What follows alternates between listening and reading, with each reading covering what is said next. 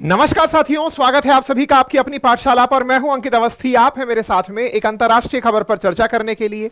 खबर है कि हमारे विदेश मंत्री इस महीने की 15 और 16 तारीख यानी कि अब से 7 दिन बाद पाकिस्तान की यात्रा पर जाने वाले हैं। पाकिस्तान की उनकी यात्रा शुरू ही होने वाली है, उससे पहले वहां पर क्रैकर्स चलने लगे हैं। आज के सेशन में चर्चा करेंगे क्योंकि उनके क्रैकर्स वहां पे बम कहे जाते हैं।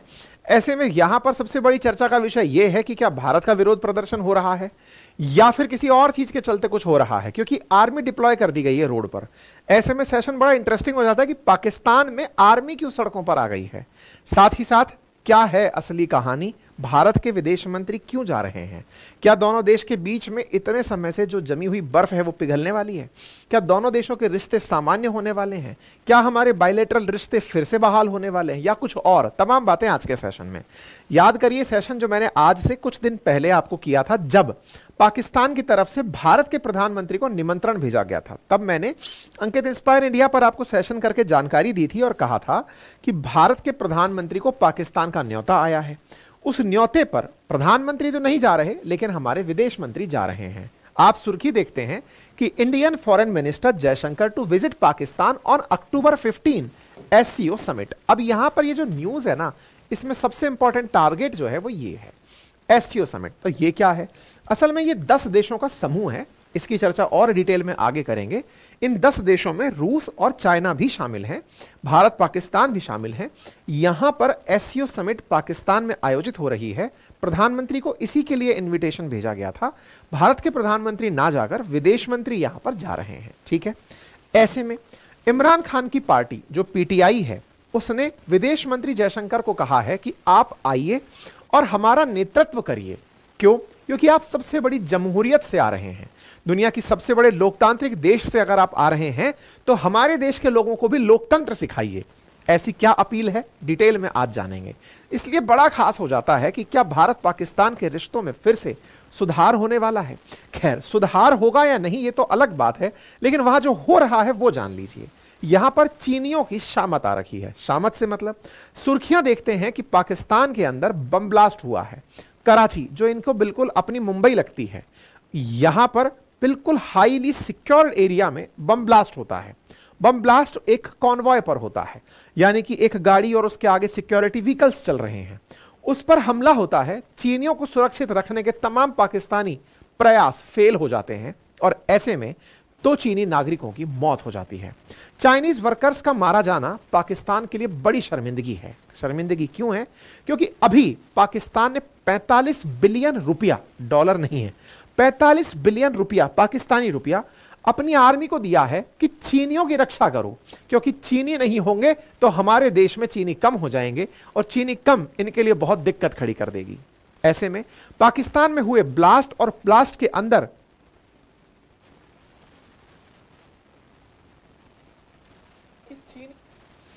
ये निशांत कुमार को संभवतया अपनी तरफ अट्रैक्शन लेने की गजब आदत है ना। फ्लो बिगाड़ दिया नालायक ने। एनीवे, आवाज नहीं आ रही है कह करके।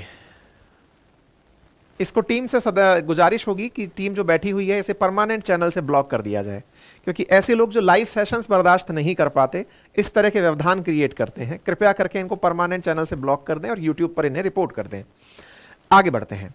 ऐसे में पाकिस्तान के अंदर कराची एयरपोर्ट पर हुआ जो ये विस्फोट है, इस विस्फोट में 2 चीनी नागरिकों की जो मौत है, ये चीन के लिए भी बहुत बड़ा सेटबैक है। सेटबैक क्यों कह रहा हूं? क्योंकि अल्टीमेटली चीनी नागरिक पाकिस्तान में अपने आप को बेहद तरीके से ये मानते हैं कि ये हमारा अपना देश बन चुका है। लेकिन कुछ लोग पाकिस्तान में ऐसे हैं जो चीनियों को देखकर खुश नहीं हैं। हालात आप देख सकते हैं कि किस तरह से यहां पर हाईली सिक्योर्ड एरिया में इस तरह का एक ब्लास्ट होता है और इस ब्लास्ट के अंदर प्रॉपर तरीके से आपको यहां गाड़ियां बर्न हुई दिख रही हैं। ये बर्न हुई गाड़ियां एविडेंस है कि ये ब्लास्ट कितना भीषण था। कहां पर था? तो कराची पर था। कराची इनका कोस्टल सिटी है, यहां पर हाईली सिक्योर्ड एरिया जो एयरपोर्ट का है, जहां पर एयरपोर्ट है साथ ही साथ में एयरबेस है और काफी ज्यादा सुरक्षित स्थान है, वहां पर बलोच लिबरेशन आर्मी अटैक करती है। और इस अटैक में हाईली वीआईपी प्रोटेक्टेड एरिया में इस तरह का धुआं उठता हुआ दिखाई देता है और इस धुएं के बाद में लोग यहां पर हताहत और घायल दिखाई देते हैं। लोग यहां पर ट्वीट को बड़े ही आनंद से उठाते हैं कि सिटी ऑफ पीस में आग लग गई है। और ऐसे में चीनी इंजीनियरों की जो मौत है वो पाकिस्तान और चीन के बीच में निश्चित ही बड़ा नुकसान आने वाले समय में होते हुए दिख रही है। असल में ये जो हमला करने वाले लोग हैं, ये हैं कौन? असल में ये लोग बलूच लिबरेशन आर्मी के लोग हैं। बलूच लिबरेशन आर्मी जिसका गठन 1970 के दशक में हुआ, पाकिस्तान जिन्हें आतंकी मानता है। बलूच लिबरेशन आर्मी के ये लोग कहते हैं कि पाकिस्तान ने जबरन हमें अपने आप में मिलाया है। हम इंडिपेंडेंट रहना चाहते थे लेकिन जबरदस्ती हमें शामिल किया गया, इसलिए हम उन हर चीज का विरोध करेंगे जब जब हमारे संसाधनों का दोहन होगा। तो जो CPEC China Pakistan economic corridor बन रहा है, उसके लिए जो ग्वादार पोर्ट है वो असल में बलोचिस्तान में ही है और उस ग्वादार पोर्ट से ये तेल और गैस निकालेंगे और यहां से संसाधनों का शोषण करेंगे। इसके लिए बीएलए ने हथियार उठा रखे हैं। बीएलए को इराक, भारत, अफगानिस्तान और सोवियत रूस से सपोर्ट मिलता रहा है, ऐसा पाकिस्तान का आरोप है। हमने आपको इससे पहले भी, साल भर पहले भी इस पर अपडेटेड एक सेशन दिया था जब बताया था कि पाकिस्तान से चीनी लोग डर के मारे भाग रहे हैं क्योंकि बलोच लोग उन्हें ढूंढ ढूंढ कर मार रहे हैं। चाइना वाले इस पर अपनी गंभीर चिंता पहले भी व्यक्त कर चुके हैं। इनकी एम्बेसी ने साफ कहा है कि हमें यहां पर सुरक्षा चाहिए, पाकिस्तान में बिना सुरक्षित रहे काम नहीं हो सकता। यह हालात तो तब हैं जब 4 अक्टूबर को ही पाकिस्तान ने 45 बिलियन रुपीस अपनी आर्म्ड फोर्सेस को अलॉट किए हैं कि आप चाइनीज लोगों के इंटरेस्ट को सेफगार्ड करें। पाकिस्तानी रुपया हालांकि बहुत बुरा गिरा हुआ है, लेकिन फिर भी सेना को इसलिए दिया गया कि चाइनीज इन्वेस्टमेंट जहां हो रखा है उसकी हिफाजत करिए और चाइनीज लोग अगर पाकिस्तान में ट्रैवल कर रहे हैं तो उन्हें फील कराइए कि कोई वीआईपी ट्रैवल कर रहा है, उसके आगे पीछे पुलिस की गाड़ियां चलाइए। उस आगे पीछे चलती पुलिस की गाड़ी के ऊपर ही ब्लास्ट होता है और बीएलए इसकी जिम्मेदारी ले लेता है। शहबाज शरीफ निकल कर आते हैं, दुख व्यक्त करते हैं और कहते हैं कि चीनी लोग हमारे लिए बड़े फक्र की बात है, लेकिन उनके साथ जो हुआ वो बड़ा दुखद है।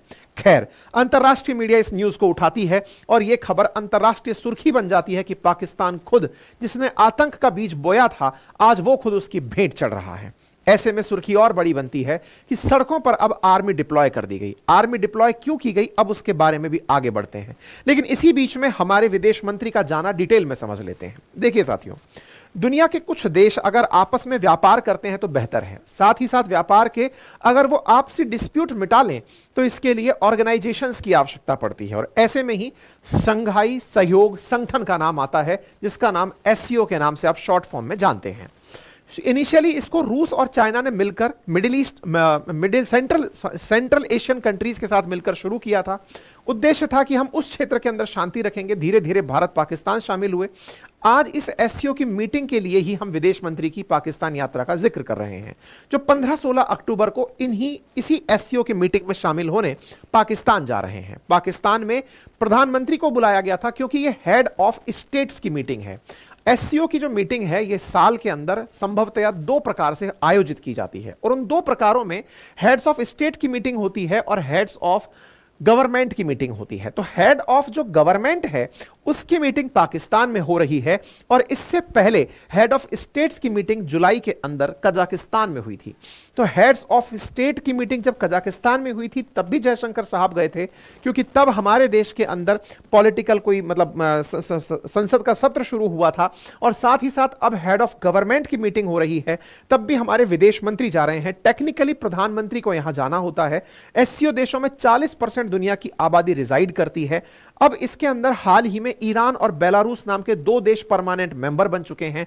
कुल मिलाकर के 10 सदस्य अब इसके सदस्य हैं। Belarus, China, India, Iran, Kazakhstan, Kyrgyzstan, Pakistan, Russia, Tajikistan और उज्बेकिस्तान इसके देश बन चुके हैं, मेंबर कंट्री बन चुके हैं। और ऐसे में परमानेंट तरीके से ये सारे संगठन मिलकर अपने आप में यूरोप से इतर, क्योंकि यूरोप में नाटो अपने आप को लीड करता है, यूरोपियन यूनियन लीड करता है, तो इस क्षेत्र में इस पर्टिकुलर ईस्ट वाले साइड का एससीओ अपने आप को यूरोपियन यूनियन समझता है।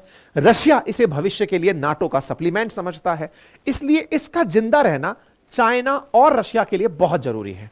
चाइना और रशिया इसको जिंदा रखते हुए भारत को साथ इसलिए रखना चाहते हैं क्योंकि अगर भारत साथ रहा तभी वो इन्हें काउंटर कर पाएंगे, क्योंकि भारत दोनों के लिए बराबर अवेलेबल है, इधर की तरफ रशिया के लिए भी तो इधर की तरफ अमेरिका के लिए भी। ऐसे में भारत को यहां साथ रखना इन सब के लिए बेहद जरूरी है और इसीलिए भारत को इनवाइट किया जाता है कि आप आइए, क्योंकि आप एक मेंबर कंट्री हैं।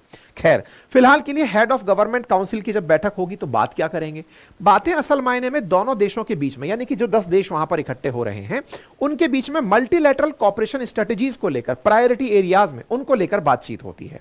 ऐसे में विदेश मंत्री यहां जाएंगे, विदेश मंत्री से सवाल जवाब होने लगे कि सर आप जा रहे हैं तो बात क्या करेंगे। चूंकि भारत के विदेश मंत्री या फिर भारत की तरफ से किसी बड़े नेता की 9 साल बाद यह यात्रा हो रही है, इससे पहले प्रधानमंत्री नरेंद्र मोदी और सुषमा स्वराज वर्ष 2015 में गए थे। स्वर्गीय सुषमा स्वराज जी जब यहां गई थी तब यहां पर नवाज शरीफ प्रधानमंत्री हुआ करते थे और जब वो जाकर मिली थी तो उन्होंने अपने ट्वीट पर ट्वीट लिखकर कहा था कि मैं केवल मिलने गई थी, बायलैटरल वार्ता करने नहीं गई थी, क्योंकि मेरे पीछे जो झंडा लगा है वो पाकिस्तान का है, अगर मेरे पीछे हिंदुस्तान का लगा होता तो फिर वो बायलैटरल वार्ता होती। उन्होंने अपनी एक लाइन में यह सारी बात स्पष्ट कर दी थी। आपको याद होगा भारत के प्रधानमंत्री नरेंद्र मोदी भी पाकिस्तान वर्ष 2015 में पहुंच गए थे जब इनके घर के अंदर कार्यक्रम था और एक सरप्राइज विजिट करने में कामयाब हो गए थे। कहने का मतलब कुल मिलाकर यह कि वर्ष 2015 से लेकर अब तक दोनों देशों के बीच में रास्ते सामान्य नहीं हुए हैं, रिश्तों में अभी तक कड़वाहट है, क्योंकि भारत ने साफ कह दिया है जब तक क्रॉस बॉर्डर टेररिज्म आप नहीं रोकोगे हम और आप आपस में बातचीत नहीं कर सकते। ऐसे में जब विदेश मंत्री जयशंकर साहब से पूछा गया कि क्या सर दोनों देशों के बीच, क्योंकि आप वहां जाओगे तो क्या वहां पर बायलैटरल बातचीत नहीं होगी, दो देश आपस में बैठकर अपने अपने पहलुओं की बात नहीं करेंगे? तो साफ साफ इनकार करते हुए कहा कि नहीं, मैं कोई भी द्विपक्षीय वार्ता करने नहीं जा रहा हूं। एससीओ एक मल्टीलैटरल इशू है, 10 देश के नेता वहां आएंगे, क्योंकि पाकिस्तान भी उसका मेंबर है तो सबके साथ मुझे भी वहां होना है, हम अपनी बातें रखेंगे, बस इतना ही करने मैं यहां जा रहा हूं। यानी पाकिस्तान के साथ हमारा जाने का औचित्य केवल एससीओ की वैधता को बनाए रखना है, ना कि पाकिस्तान से रिलेशन सुधारना। यानी कि I am not going there to discuss India Pakistan relation. जाएंगे जरूर लेकिन तुमसे बतियाएंगे नहीं। आपको याद हो, मैं आपको ध्यान दिला दूं, पिछले साल बिलावल भुट्टो जब इमरान खान नेता थे, उस समय के विदेश मंत्री जो थे वो भारत आए थे और वो उनकी 12 साल बाद पाकिस्तान के किसी नेता की भारत यात्रा थी। यानी भारत और पाकिस्तान के पिछले 10 साल से काफी तल्ख रिश्ते हैं और ऐसे में इतने हाई रैंकिंग ऑफ भारत के नेता का वहां जाना निश्चित ही एक चर्चा का विषय है। लोग सवाल में बार बार यही कर रहे हैं कि सर जाओगे, ये तो संभव नहीं है कि बातचीत ना हो। ये तो बिल्कुल ऐसे हो गया ना कि आपके घर के एक फंक्शन में कोई आ रहा है और आपसे ही बात नहीं कर रहा है। तो उन्होंने कहा कि जी नहीं, आप समझिए यहां पर पाकिस्तान जा रहा हूं क्योंकि 10 देशों ने डिसाइड किया है कि इसका नंबर आना चाहिए मीटिंग का, और हर देश में मीटिंग होती है। हमने भी मीटिंग की थी तो इनके भी हो रही है, हमारे मीटिंग थी तो पाकिस्तानी आए थे और इनके मीटिंग है तो हम जा रहे हैं। जाना हेड ऑफ स्टेट को होता है, यानी कि प्रधानमंत्री को जाना होता है, लेकिन प्रधानमंत्री का जाना पाकिस्तान में उचित नहीं है, इसलिए मैं जाकर अपनी ड्यूटी निभाकर यहां से आ रहा हूं। ठीक है, ऐसे में फिर एक बड़ा सवाल बनता है कि पाकिस्तान, भारत और ये दोनों लोग जो हैं, ये ऐसा ही एक और संगठन भी है जिसका नाम सार्क है, उसमें भी साथ हैं, लेकिन दोनों के आपसी तल्ख रिश्तों के चलते वो भी सरवाइव नहीं कर पा रहा है। South Asian association of regional cooperation है, वो भी केवल पन्नों पर रह गया है। वो भी एससीओ तो खैर चलो रशिया चाइना उसको लीड करते हुए ले जा रहे हैं, लेकिन भारत पाकिस्तान के साथ बना हुआ जो सार्क है वो कहीं ना कहीं पेपर पर मर गया है। ऐसे में कश्मीर के नेता जो फारूक अब्दुल्ला हैं, उन्होंने उम्मीद जाहिर की है कि साहब जयशंकर साहब जब जाएंगे तो वहां पर संभव है कि आने वाले समय में बढ़िया रिश्ते हो जाएं, इसकी वहां पर बातचीत करके आएंगे। एस जयशंकर साहब के यात्रा से कश्मीर के अंदर फारूक अब्दुल्ला जी को काफी उम्मीदें हैं, लेकिन फॉरेन डिप्लोमेट्स का, पुराने डिप्लोमेट्स का कहना है कि नहीं, भारत इस मुद्दे पर कोई वार्ता नहीं करेगा, केवल वो अपनी बात करने जाएगा, बात करके और तुरंत अपने साथ वाले देश भारत, चीन, रूस, Pakistan, Kazakhstan, Kyrgyzstan, Tajikistan, Uzbekistan से मिलकर बात करके वैसे ही आ जाएगा जैसे बिलावल भुट्टो पिछली साल आए थे। हालांकि जब ये आए थे तो बहुत मजाक बनी थी, इनके बहुत ही उल जलूल बयान वायरल हुए थे। तो जयशंकर साहब ने अपनी तरफ से कहा कि मैं एक डिसेंट व्यक्ति हूं, पढ़ा लिखा सभ्य नागरिक हूं, वहां जाकर के अपना जो काम है वही करके वापस लौटूंगा। खैर, फिलहाल के लिए विदेश मंत्री का यहां जाना निश्चित ही मायने रखता है, क्योंकि पिछले बार जो जुलाई में, अभी कुछ ही दिन पहले जुलाई में जो कजाकिस्तान में मीटिंग हुई थी, तब भी आप जाकर आए थे। अब लेकिन इंटरेस्टिंग वाकया क्या है, इमरान खान की पार्टी जयशंकर साहब को क्यों बुला रही है? सत्ता तो नवाज शरीफ की पार्टी की है, यानी कि शहबाज शरीफ की पार्टी की है, तो पीटीआई जो इनकी पार्टी है वो इन्हें क्यों इनवाइट कर रही है, वो क्यों बुला रही है? अब उसके पीछे का कारण समझो। फिलहाल के लिए यहां पर चलते कुछ आर्मी व्हीकल्स को देखो, इन आर्मी व्हीकल्स के कॉन्वॉय आपको चलते हुए यहां पर दिखाई दे रहे हैं। आप यहां पर चलती हुई गाड़ियां देख सकते हैं, ये सेना है जो पाकिस्तान की सड़कों पर डिप्लॉय कर दी गई है, यानी कि पाकिस्तान की सड़कों पर चलते हुए ये जो व्हीकल्स आपको दिख रहे हैं, असल मायने में इनका उद्देश्य ये है कि ये पीटीआई कार्यकर्ता यानी इमरान खान की पार्टी के जो कार्यकर्ता हैं वो प्रोटेस्ट करने का अनाउंस कर चुके हैं कि जब दुनिया भर के इतने सारे राजनेता पाकिस्तान में होंगे, भाई रूस से संभव है पुतिन आए, चाइना से संभव है शी जिनपिंग आए, तो शी जिनपिंग आएंगे तो उनको तो पहले से ही क्रैकर चला करके संदेश दे दिया है बलोच लिबरेशन आर्मी ने, बम फोड़ करके 2 चाइनीज लोगों की जान लेकर के। शी जिनपिंग के साथ साथ अब यहां पर बड़े नेताओं में इमरान खान, वो बड़े नेताओं में रूस से पुतिन भी आ सकते हैं, सेंट्रल एशियन कंट्रीज के नेता भी आ सकते हैं, ईरान से भी नेता आ सकते हैं, बेलारूस से भी आ सकते हैं। ऐसे में इमरान खान के पार्टी सदस्यों ने प्लान किया है कि यदि ये लोग यहां हों और हम पूरा पाकिस्तान ही बंद कर दें, मतलब सड़कों पर उतर आए, सड़कों पर उतर आए और इस इवेंट में लोगों को बताएं कि इस देश में आप क्यों आए, जिस देश में लोकतंत्र के नाम पर देश को कलंक साबित हो चुका है, जिसने इमरान खान को उठाकर जेल में डाल दिया है। लोग सड़कों पर उतर आए और उतर करके इस तरह से प्रोटेस्ट करने लगे। इमरान खान के समर्थक हैं ये, इमरान खान की रिहाई के लिए पाकिस्तान सरकार पर प्रेशर डाल रहे हैं कि बेटा तुम्हारे घर में अब कोई आ रहा है, अब ऐसे में अगर हम इमरान खान को रिहा कराना चाहते हैं तो प्रोटेस्ट ही हमारे पास एक विकल्प है, अगर हम ये विकल्प अपना गए तो तुम शर्मिंदगी में उसे रिहा करोगे। और आप यहां पर देख सकते हैं किस प्रकार से फोर्सेस तैनात कर दी गई हैं। लेकिन इमरान खान की पार्टी के लोग भी पूरी तरह तैयारी में हैं कि इस बार अंतरराष्ट्रीय स्तर पर अगर हम अपनी बात कहने में कामयाब हो गए तो फिर आनंद ही हो जाएगा। इमरान खान अपने कार्यकर्ताओं को मोटिवेट कर रहे हैं, जेल में बैठे हुए, और कह रहे हैं कि बहुत बढ़िया, आप सड़कों पर निकलो और मेरी रिहाई की बातचीत करो। ऐसा क्यों? क्योंकि ऑलरेडी इमरान खान लंबे समय से जेल में है, 428 दिनों से जेल में है, और उनकी वाइफ बुशरा बीवी 250 दिनों से जेल में है। और संभवतः किसी भी देश में, किसी लोकतांत्रिक देश में जो लोकतंत्र बनने की राह पर हो, उस देश के अंदर इस तरह से राजनेताओं को किसी केस के माध्यम से जेल में डाला जाना निश्चित ही उनके सपोर्टर्स के लिए बेहद ही मतलब हृदय विदारक है। ऐसे में पीटीआई के नेताओं का कहना है कि जयशंकर साहब जब यहां आ रहे हैं तो हमारे कार्यकर्ताओं को संबोधित करके जाएं, उन्हें बताएं कि कैसे एक लोकतंत्र चलता है। एक तरह से टोंट के अंदाज में ही कहा जा रहा है कि सर कम से कम आप ही कह जाओ इनको कि इनको पता चले कि लोकतंत्र क्या होता है। एक तरीके से यहां से इनविटेशन शहबाज शरीफ को चिढ़ाने के लिए और भारत का साथ पाने के लिए, और साथ ही साथ भारत से एक इंटरफेरेंस कि कम से कम आप तो हमारे इंटरनल मैटर पर कोई बयान दे दो। हालांकि भारत ऐसी कोई चीप पॉलिटिक्स नहीं करता है कि भाई हम उनके इंटरनल मैटर्स पर बयानबाजी करने लगे, लेकिन फिर भी ये लोग हमसे डिमांड कर रहे हैं कि साहब आप आ रहे हो तो कुछ बयानबाजी कर जाना। तो आप यहां पर देख सकते हैं, यहां पर लिखा हुआ है कि इमरान खान की पार्टी ने जयशंकर साहब को अपनी रैली में बुलाया है कि आप आइए और हमारे लोगों को संबोधित करिए। यहां पर आप न्यूज चलती हुई देख सकते हैं जिसमें ये सारी बातें हैं। इस पूरे घटनाक्रम को लीड कौन कर रहा है? तो अली आमीन खान गांधापुर जो सीएम है इनके यहाँ के खैबर पख्तूनख्वा के, वो इस मामले को लीड कर रहे हैं। इनके बारे में मैंने पहले भी आपको बताया था, आज से 3 वीक पहले, कि इन्होंने जबरदस्त प्रोटेस्ट बुलाया था, पाकिस्तान में बहुत कुछ अटक गया था, और अब एससीओ के समिट के समय दोबारा से ऐसा प्रोटेस्ट बुलाया जाना निश्चित ही पाकिस्तानियों के लिए एक नई उम्मीद होगा कि अंतरराष्ट्रीय मंच पर प्रेशर क्रिएट करके कहीं ना कहीं इमरान खान को रिहा करने में वो कामयाब हो जाएं। बाकी आने वाले समय में जो भी अपडेट्स होंगे हम आपको सारे अपडेट्स देते रहेंगे। फिलहाल के लिए तो इतना ही है, बाकी कोई ज़्यादा जानकारी आती है तो हम आपको चैनल पर देंगे। आप कृपया करके तब तक चैनल को सब्सक्राइब कर लें, और हाँ, अगर हमारा एप्लीकेशन अभी तक आपने इंस्टॉल नहीं किया है तो कर लें, क्योंकि मेरे द्वारा पढ़ाया हुआ वहाँ पर हिस्ट्री, ज्योग्राफी, पॉलिटी, इकोनॉमी, जीए फाउंडेशन बैच रिकॉर्डेड फॉर्म में अवेलेबल है, और आरएएस का जो मेंस प्री प्लस मेंस का जो कंप्लीट सिलेबस है वो भी आपको हमारे ऐप पर उपलब्ध हो जाएगा। हमारी वेबसाइट अपनी पाठशाला.com पर जरूर विजिट करें, वहां पर आपको इस पूरे कंटेंट की पीडीएफ प्राप्त हो जाएगी। साथ ही साथ मंथली और डेली करंट अफेयर भी आपको वहां पर मिल जाएगा। विभिन्न प्रकार की टेस्ट सीरीज आपको उपलब्ध हो जाएंगी। मंथली करंट अफेयर की फ्री मैगजीन आपको डाउनलोड करने के लिए हमारी वेबसाइट पर मिल जाएगी, आप उसे विजिट कर सकते हैं। फिलहाल के लिए इतना ही, अपना ख्याल रखें, बहुत बहुत धन्यवाद।